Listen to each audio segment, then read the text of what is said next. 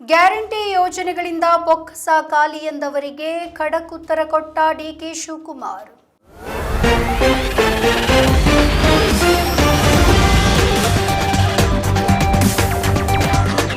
ರಾಜ್ಯ ಕಾಂಗ್ರೆಸ್ ಸರ್ಕಾರ ಜಾರಿ ಮಾಡಿರುವಂತಹ ಗ್ಯಾರಂಟಿ ಯೋಜನೆಗಳನ್ನು ನಿಲ್ಲಿಸಲಾಗುತ್ತೆ ಎಂಬ ಊಹಾಪೋಹ ಜೋರಾಗಿಯೇ ಹರಿದಾಡ್ತಾ ಇದೆ.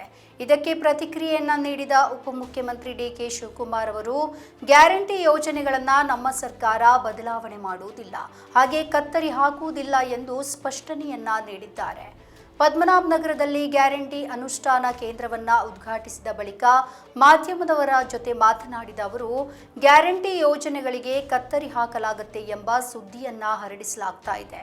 ಆದರೆ ಇದೆಲ್ಲ ಸುಳ್ಳಾಗಿದ್ದು, ಪಕ್ಷದ ಅಧ್ಯಕ್ಷನಾಗಿ ನಾನು ಜನರಿಗೆ ಗ್ಯಾರಂಟಿ ಯೋಜನೆಗಳನ್ನ ಯಾವುದೇ ಕಾರಣಕ್ಕೂ ನಿಲ್ಲಿಸುವುದಿಲ್ಲ ಎಂಬ ಭರವಸೆಯನ್ನ ನೀಡ್ತೇನೆ ಎಂದು ಹೇಳಿದ್ದಾರೆ. ಇನ್ನು ಕೆಲವರು ಆದಾಯ ಹೆಚ್ಚಿದ್ದವರು ಗ್ಯಾರಂಟಿ ಯೋಜನೆಗಳ ಲಾಭವನ್ನ ಪಡಿತಾ ಇದ್ದಾರೆ. ಅವುಗಳನ್ನು ನಾವು ಪರಿಶೀಲನೆ ಮಾಡ್ತೇವೆ. ಶಾಸಕರಿಗೆ ಸಚಿವರಿಗೆ ಅನುದಾನ ಸಿಗ್ತಾ ಇಲ್ಲ ಎನ್ನುವುದು ಸುಳ್ಳು ಅಂತ ಹೇಳಿದ್ದಾರೆ. ಗ್ಯಾರಂಟಿ ಯೋಜನೆಗಳಿಂದ ಕಾಂಗ್ರೆಸ್ ಸರ್ಕಾರದ ಬೊಕ್ಕಸದಲ್ಲಿ ಏನೂ ಇಲ್ಲ. ಇದರಿಂದ ಅಭಿವೃದ್ಧಿ ಕಾರ್ಯವನ್ನ ನಡೆಸಲಾಗ್ತಾ ಇಲ್ಲ. ಶಾಸಕರಿಗೆ ಸಚಿವರಿಗೆ ಅನುದಾನ ಸಿಗ್ತಾ ಇಲ್ಲ. ಇದರಿಂದ ಗ್ಯಾರಂಟಿ ಯೋಜನೆಗಳನ್ನ ನಿಲ್ಲಿಸಲಾಗ್ತಾ ಇದೆ ಎಂಬ ಊಹಾಪೋಹ ಜೋರಾಗಿಯೇ ಹರಿದಾಡ್ತಾ ಇದೆ.